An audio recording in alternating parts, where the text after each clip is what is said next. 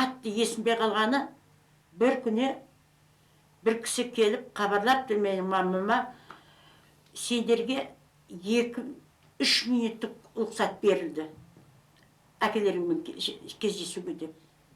Сонда мен өз әкемді өзім танымадым ғой. Деттойның балалары, ол кезде мен 14 жастағы баламын. Келіп біздің алдымызда жақсы сөзін сөйледі. Балалар, біздің ұрпақтарымыз, оқыңдар, жақсы оқыңдар, сендер келешек, біздің келешегімізсіңдер, сендер арқылы біздің атымыз шығады деген еді. Сосын сөз сөйледі о кісі. Сонда көргенім шымыр денелі, сөзі дана, кең маңлайлы кісі Қазақстан территориясында жатқан ескерткіштерді жинаттырған екен. Бұл қазақ халқының тарихы. Сондықтан ол ескерткіштерді күтіп ұстауымыз керек, жаңартатын жерлерін жаңартуымыз керек деген.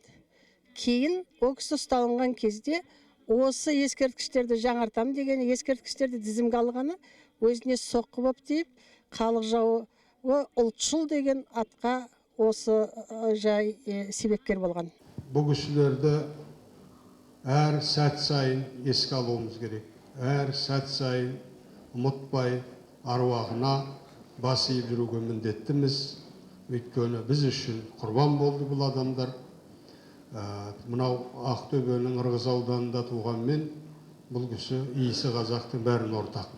Бұл күнде сол заманды еске алайық, іштегі жатқан сырды ақтарайық. Ортаға құлын бетіп ұрпақтарын өткен бір тарихқа да көз салайық. Шындық дейміз, шындық сондай не болды? Құдірет болса шыңғырып неге өлді?